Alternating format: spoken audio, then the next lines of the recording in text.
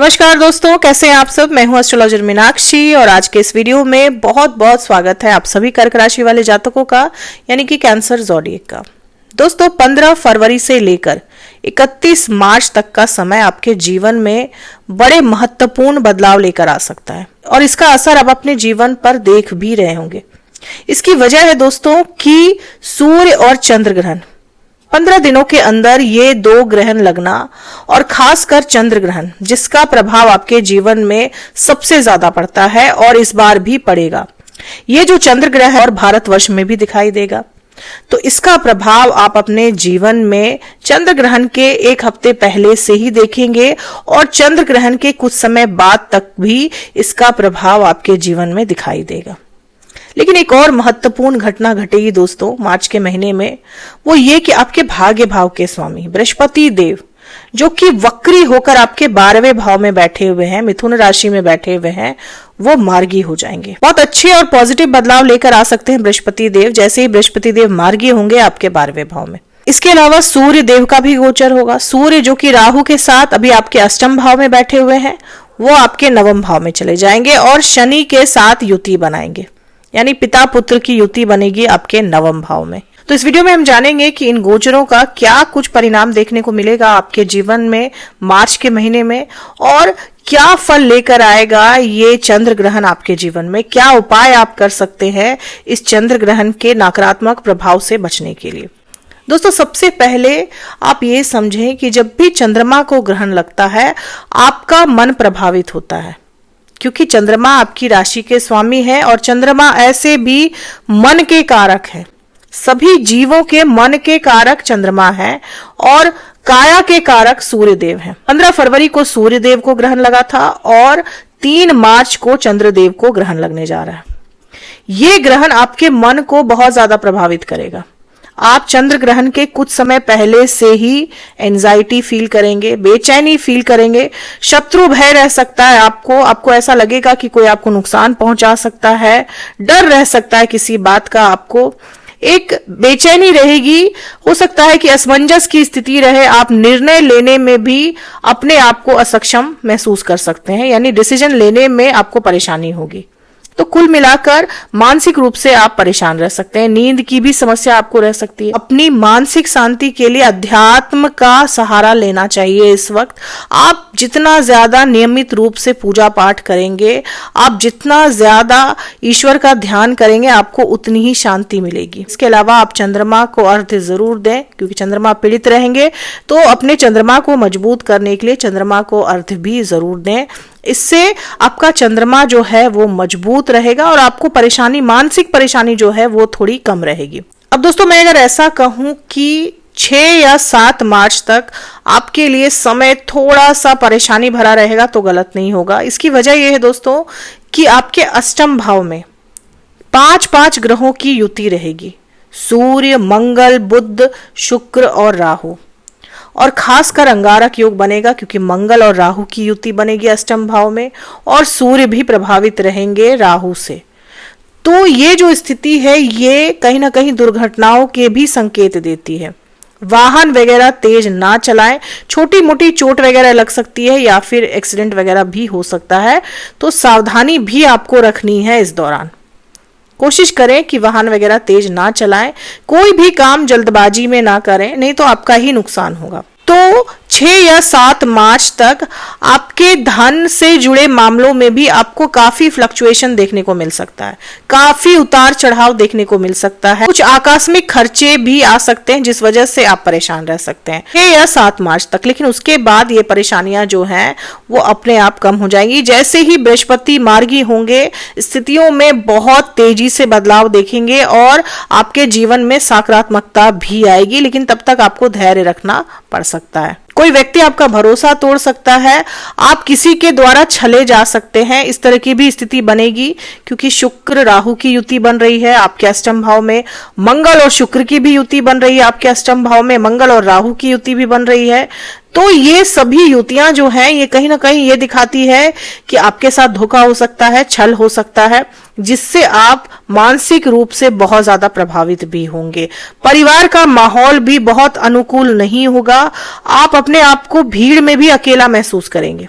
आप बहुत सारी बातें कहना चाहेंगे किसी से, आपके अंदर बहुत उथल पुथल चल रही होगी, लेकिन कह नहीं पाएंगे। आपको ऐसा लगेगा कि कोई भी इस वक्त मुझे नहीं समझेगा। ऐसा लग सकता है कि अभी सभी लोग आपके खिलाफ हैं, कोई भी आपका साथ नहीं दे रहा, बिल्कुल अकेले पड़ चुके हैं।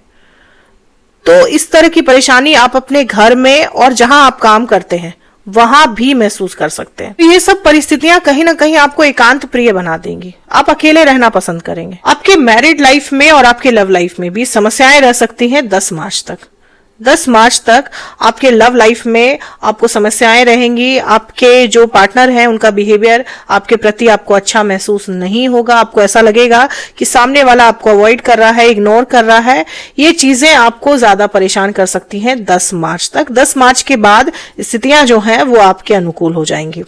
अब आपके मैरिड लाइफ की बात की जाए तो कहीं ना कहीं आप रिश्ता निभाने के लिए एक समझौता करेंगे। सामने वाले का यानी आपके स्पाउस का जो बिहेवियर है वो आपके प्रति अच्छा नहीं रहेगा। दबाव महसूस कर सकते हैं आप, समझ की कमी महसूस कर सकते हैं रिश्ते में, और आपको ऐसा लगेगा कि आप कहीं ना कहीं एक तरफा रिश्ता निभाते निभाते थक चुके हैं। वैवाहिक जीवन में भी और आप अपने प्रेम जीवन में भी 10 तारीख तक दबाव महसूस करेंगे। आप कहीं ना कहीं हर चीज में समझौता ही करेंगे, जिस वजह से भी आप काफी दबा हुआ महसूस कर सकते हैं। कहीं ना कहीं अंदर ही अंदर फ्रस्ट्रेटेड रहेंगे, लेकिन रिएक्ट नहीं करेंगे।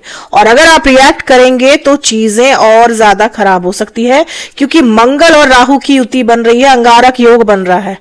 ये युति कहीं ना कहीं डिस्ट्रक्शन की तरफ ले जाती है। तो हो सकता है आपका रिश्ता और ज्यादा खराब हो जाए। तो इस वक्त आपको अपने रिएक्शन पर कंट्रोल रखना है। कुल मिलाकर आपके रिश्ते में भी आपके धैर्य की ही परीक्षा होगी। 11 मार्च के बाद स्थितियां, जैसे मैंने कहा, समय आपके पक्ष में हो जाएगा। तो जो हालात अभी आपको बिल्कुल आपके हाथ से बाहर जाते हुए दिखाई दे रहे हैं वो सभी हालात आपके पक्ष में जरूर होंगे, लेकिन 11 मार्च के बाद 11 मार्च के बाद परिस्थितियां बिल्कुल अनुकूल हो जाएंगी। लेकिन यहां पर आपको ध्यान ये रखना है दोस्तों कि सूर्य और शनि की युति बनेगी 14 मार्च से आपके नवम भाव में। पिता पुत्र की युति तो बनेगी और इस युति के अच्छे परिणाम देखने को मिलते हैं आपके नौकरी में, खासकर सरकारी नौकरी में। लेकिन मेहनत के बाद, परिश्रम के बाद ही आपको अच्छे परिणाम मिलते हैं, क्योंकि शनि है और यहां पर डिसिप्लिन की भी जरूरत पड़ती है। जब भी सूर्य और शनि की युति बनती है तो आपको एक डिसिप्लिन लाइफ को अपनाना ही पड़ता है, एक डिसिप्लिन माइंडसेट अपना लेते हैं तो ये युति आपको लाभ भी दिलवाती है।